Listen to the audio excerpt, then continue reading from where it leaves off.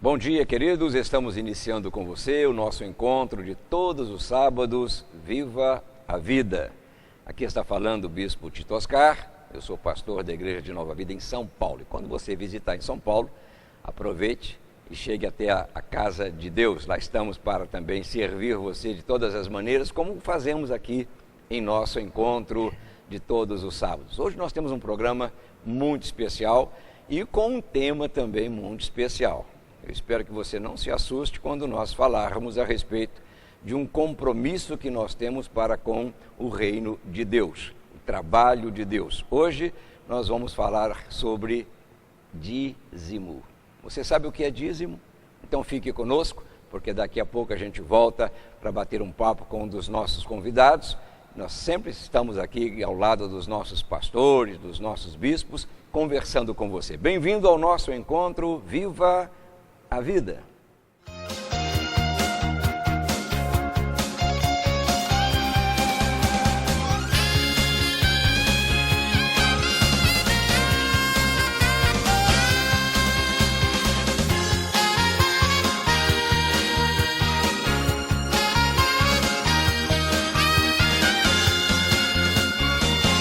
Estamos de volta com o programa Viva a Vida. Eu tenho aqui ao meu lado o pastor Marco Aurélio. Bom dia, pastor. Bom dia, Bispo Tito. É um prazer estar aqui com o senhor hoje. Amém. Pastor Marco Aurélio trabalha na Igreja de Nova Vida de Caxias, ao lado de um grupo de pastores e sob o cuidado, a proteção, o amparo, o amor do nosso querido Bispo Miguel, que hoje está ausente, mas nós estamos para conversar, como eu disse, a respeito de um assunto, pastor, um pouco controvertido, falar a respeito de dízimo. Mas a verdade é que o irmão já é um perito na Bíblia, sabe que o Novo Testamento fala mais de dinheiro do que sobre qualquer... Aliás, Jesus falou mais sobre dinheiro do que qualquer sobre outro assunto.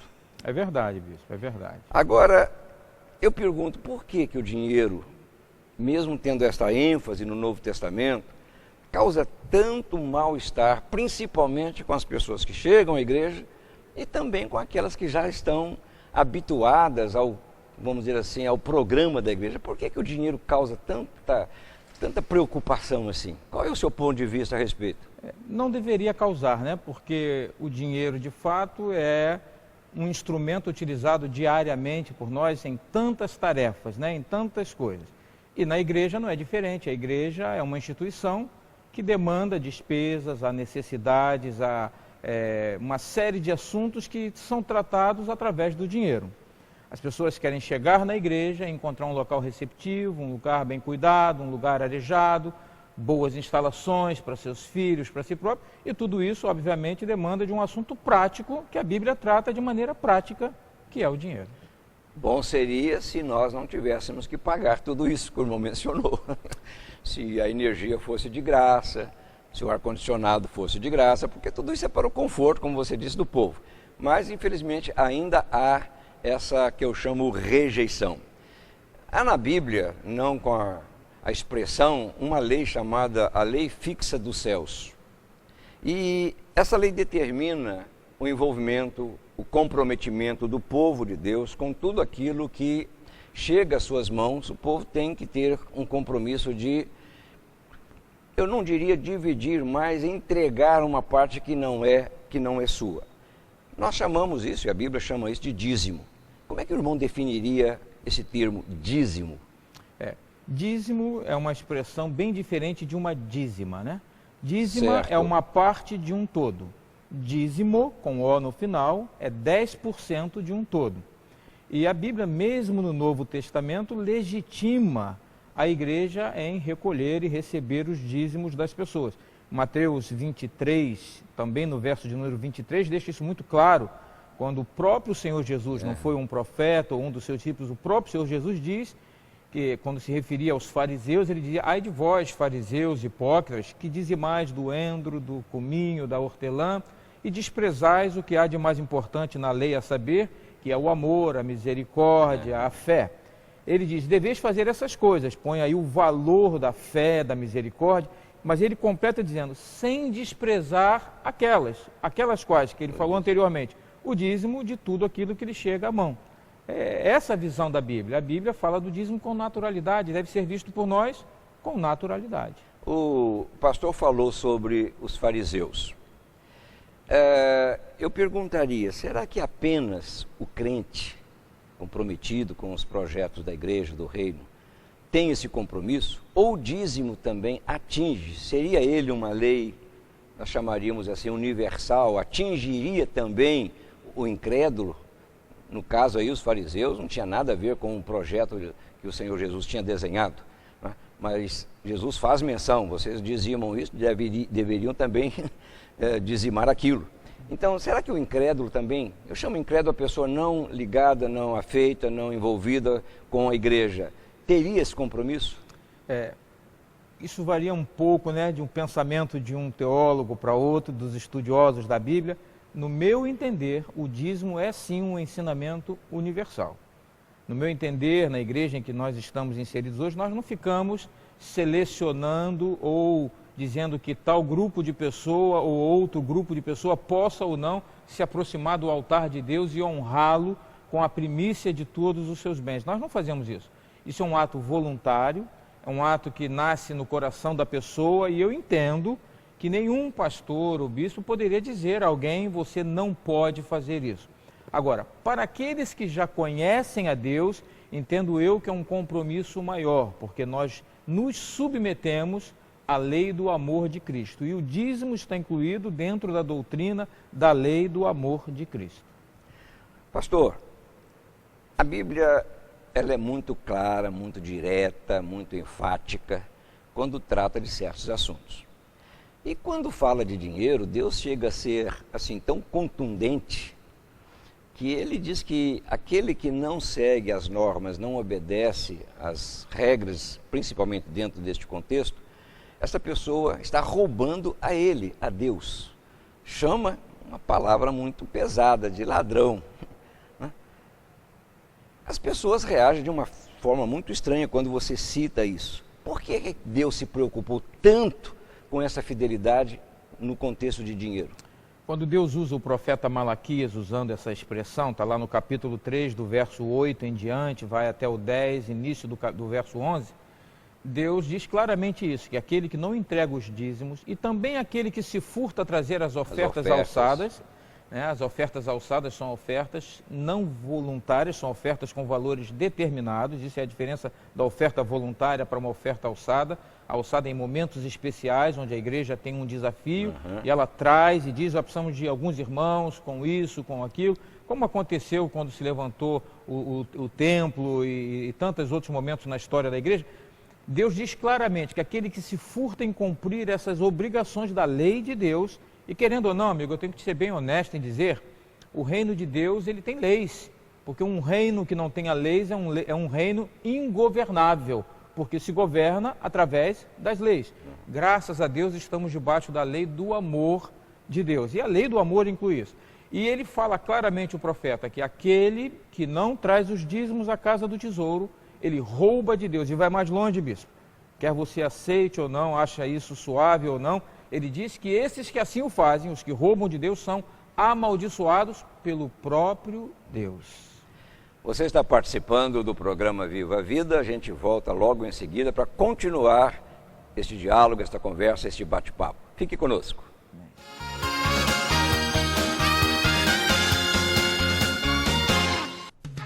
A Editora Conselho traz até você uma literatura cristã de qualidade. Bereshit, o que a ciência e a Bíblia dizem sobre a criação. Evangelho Digital, as modernas tecnologias a serviço do Evangelho.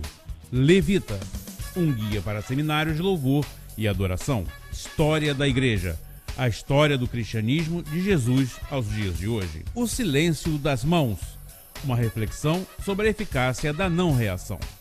O amor que desperta a vida, um tema comum a todo ser humano. Enchendo as talhas do milagre, uma obra que reacenderá a sua fé. Cartas de Timóteo, reflexões diárias para a sua vida devocional. Editora Conselho, trabalhando para abençoar a sua vida. Entre em contato conosco. Telefone 0 operadora 21 3326 3844 ou através do nosso e-mail editoraconselho@portalnovavida.org.br. O programa Viva a Vida abre um canal de comunicação com você. Ligue 0 operadora 21 2497 2602 e dê a sua sugestão. Se preferir, mande um e-mail: vivavida@portalnovavida.org.br. E para você que quer ficar ligado nas programações das igrejas de Nova Vida, acesse nosso site www.portalnovavida.org.br.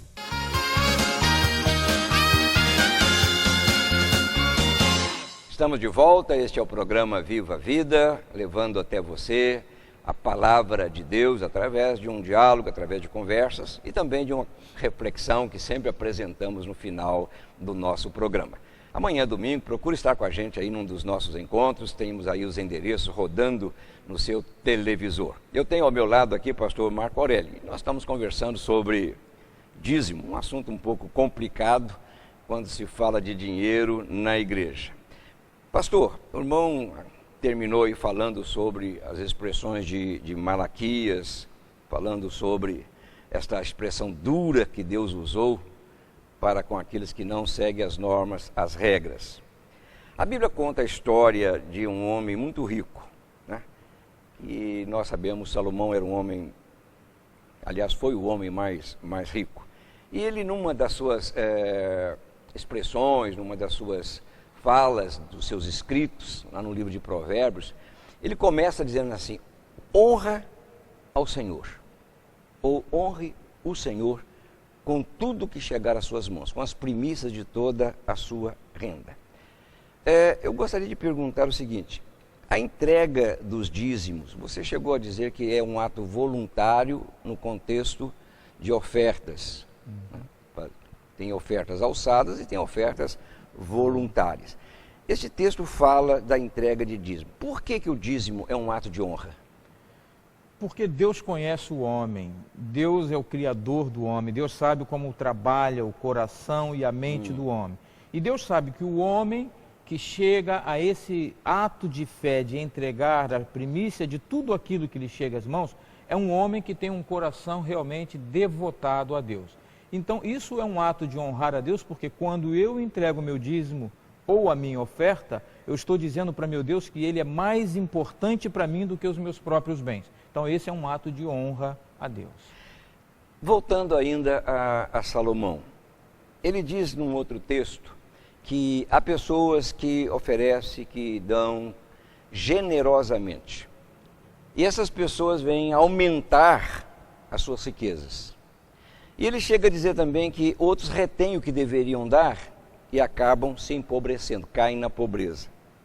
Eu pergunto, será que as dificuldades de muitos cristãos, essas dificuldades, será que não estão relacionadas a este ato de desobediência? Com toda certeza, bispo. É muito simples. Eu gosto de usar exemplos do cotidiano, do dia a dia, para entendermos as coisas espirituais. Um pai que determina determinadas normas na sua casa para o convívio, para o bom convívio, para a harmonia, para o sucesso da vida de uma família. E que tem um de seus filhos que insiste sistematicamente em infringir as suas normas, esse pai com certeza não vai presentear, não vai abençoar a esse filho em determinadas áreas. Haverá correção para isso. E a correção não é visando tirar privilégios ou torná-lo menos amado do que os outros filhos, mas de levá-lo a um pensamento, a uma razão de ver que algo está errado e que esse algo tem uma causa. Assim age Deus. Aquele que honra ao Senhor, o Senhor o abençoa no sentido de aprovar aquilo que ele está fazendo. Ele vê a bênção de Deus. Aquele que desonra o Senhor não o abençoa, ao contrário, de acordo com o texto bíblico, o amaldiçoa, mas não porque quer a sua destruição, mas para levá-lo a uma reflexão de que algo está errado e ele consertar o seu erro para também ser abençoado. Mas, pastor, será que a gente não cai aí numa situação ainda delicada porque infelizmente muitos pastores, muitos líderes usam o dízimo até como um contexto de troca. Se você for dizimista, Deus vai acrescentar. Se você deixar de ser dizimista, Deus vai enviar o gafanhoto migrador que vai consumir tudo aquilo que você construiu. Será que há uma relação, então, assim, tão direta entre ser dizimista e receber bênçãos? Ou as bênçãos podem acontecer sem eu ser dizimista? Bispo, pegando não somente o assunto dízimo, mas pegando o contexto de o que é bênção e o que é maldição, eu entendo, por exemplo, se formos a Deuteronômio 28, não está falando de dízimo, mas está falando que se ouvires a voz do Senhor e atentares para cumprir os seus mandamentos, estas bênçãos te seguirão e te alcançarão. E começa a fazer uma série de promessas. Mas logo a seguida diz, mas se por outro lado não atentares para os mandamentos do Senhor, estas maldições te seguirão e te alcançarão, as pragas descritas nesse livro. Bom, o que isso me leva a pensar é, não somente com relação a dízimo, mas com relação a uma vida com Deus. Aquele que lhe é fiel goza do seu favor. Aquele que não lhe é fiel goza até da sua atenção, mas não do seu favor. O irmão citou aí Deuteronômio. Se a pessoa tiver curiosidade de pesquisar, vai verificar que a oferta de bênçãos ela é menor. São 14, me parece, versículos, contra 64 de desobediência. Parece que Deus faz uma abrangência muito grande no contexto de quem desobedece, cai na maldição que foi aí citada. Então veja como é importante a gente entender e nós nos posicionarmos com respeito a um assunto que é do dia a dia, como você começou a falar, todo mundo lida com dinheiro. Agora eu perguntaria qual a palavra, a sugestão que o pastor daria para aqueles que não são dizimistas. O que o irmão diria? Eu diria o seguinte, eu tive uma experiência nesta área. Eu, quando me converti, muitos anos atrás, eu não era dizimista. E passei um ano na igreja sem ser dizimista. E um dia eu parei e pensei e falei, bom, ou eu sirvo a Deus de acordo com a vontade de Deus, ou eu estou perdendo o meu tempo. Porque eu vou para o mesmo lugar daqueles que não servem a Deus. E eu fiz prova com Deus. Eu diria para você, esse é o único assunto na Bíblia que Deus lhe permite fazer prova dele. Faça prova com Deus, nada te faltará. Seja um dizimista e seja feliz. Amém. Muito obrigado, pastor Marco Aurélio, pela contribuição dada ao nosso encontro aqui, Viva a Vida. O irmão vai ter a oportunidade de voltar para a gente continuar batendo um papo. Será um prazer. Quem sabe a respeito do dízimo ainda, não é? Porque é um assunto inesgotável. Fique conosco, daqui a pouco a gente volta. Eu tenho também uma palavra para o seu coração. Este é o nosso desejo, abençoar a sua vida. Que Deus faça o melhor na sua família, no seu trabalho, que você prospere debaixo da obediência do Senhor. Fique conosco, nós voltamos já já.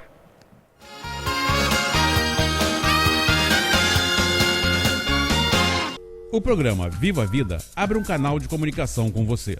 Ligue 0 operadora 21 2497 2602 e dê a sua sugestão. Se preferir, mande um e-mail vivavida@portalnovavida.org.br. E para você que quer ficar ligado nas programações das igrejas de Nova Vida, acesse nosso site www.portalnovavida.org.br.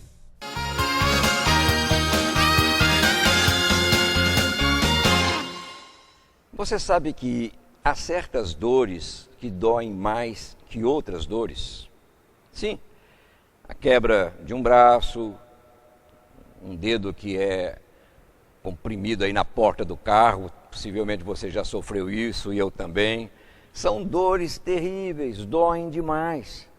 Mas todas estas dores têm um tempo.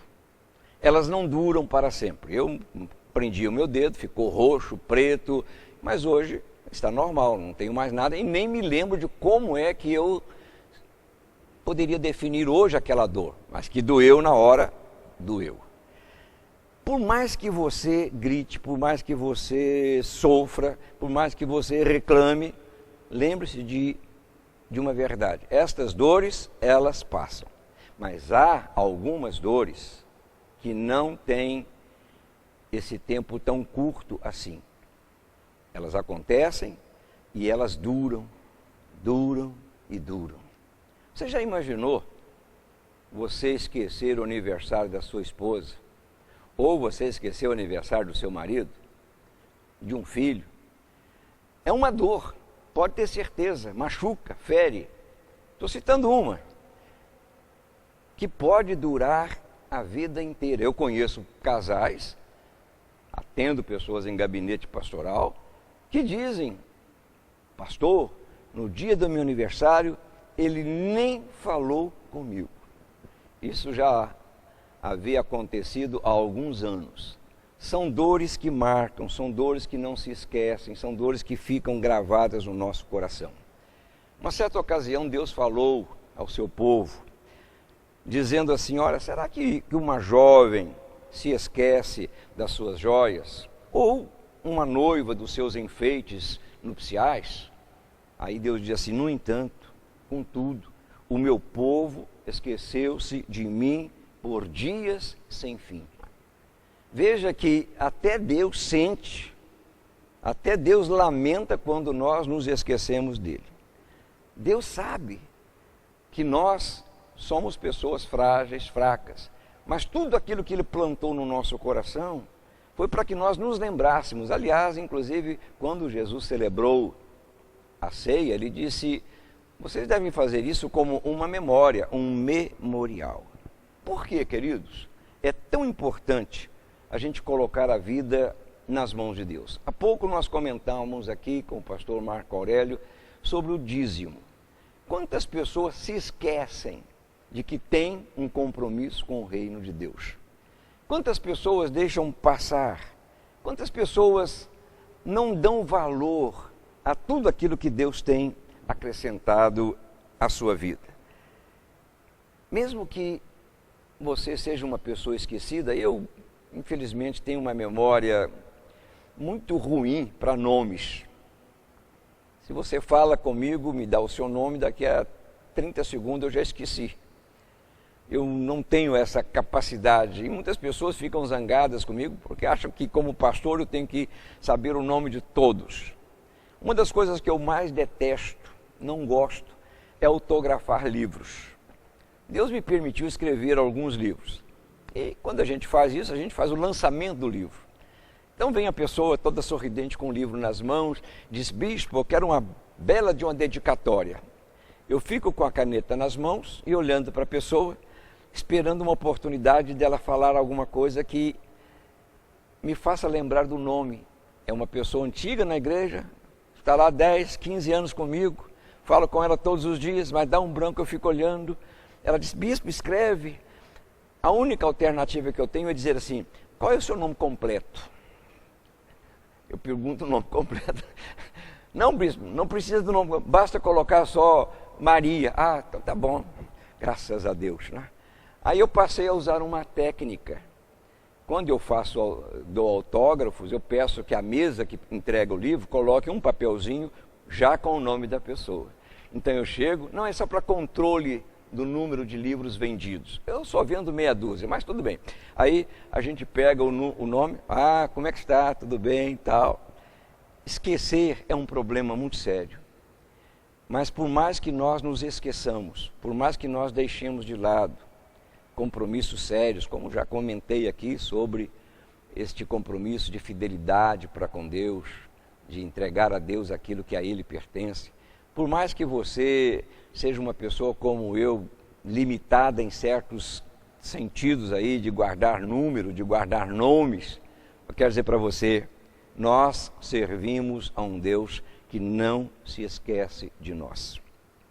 Por mais que você se esqueça dele, Deus ainda insiste em se lembrar de você. Esse verbo lembrar relacionado a Deus tem uma linguagem que nós chamamos assim, uma linguagem antropomórfica, uma linguagem que a gente possa entender. O povo de Deus estava sofrendo no Egito há mais de 400 anos. Aí diz o texto: a Deus se lembrou. E a gente se pergunta: será que Deus se esquece? Não, Deus não se esquece de nada. Aliás, nada que aconteça na nossa vida passa desapercebido a Ele. Isso me dá uma segurança, isso me dá uma garantia, isso me dá uma alegria muito grande de saber que eu estou sob os cuidados de quem realmente me ama, me aprecia, cuida de mim do jeito que eu sou. Há um texto que eu aprecio muito, lá escrito pelo profeta Isaías.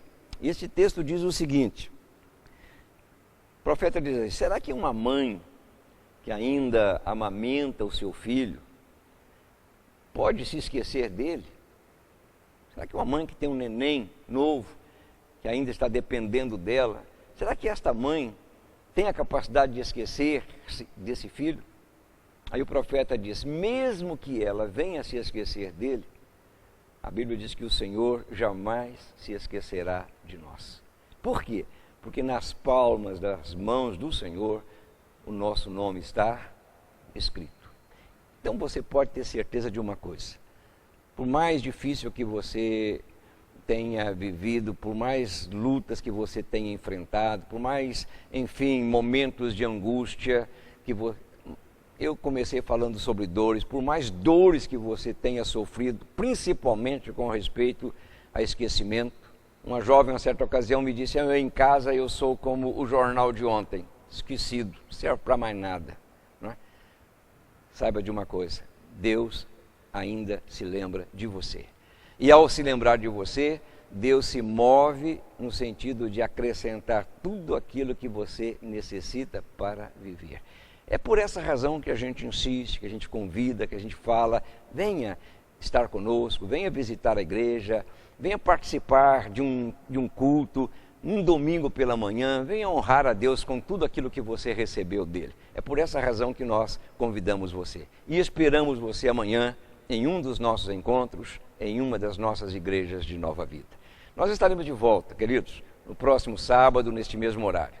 Receba o nosso abraço, o nosso carinho e receba as melhores bênçãos de Deus. Aqui fica o seu amigo, o Bispo Tito, dizendo que Deus abençoe a sua vida rica e abundantemente. A tua glória faz com que eu voe mais, me leva bem junto a ti, me faz flutuar ao som da tua voz, pulsar meu coração e o derramar de amor me faz dançar, faz estremecer tudo em mim, faz derreter meu coração, me tira o medo, revela segredos, aumenta minha fé, revela quem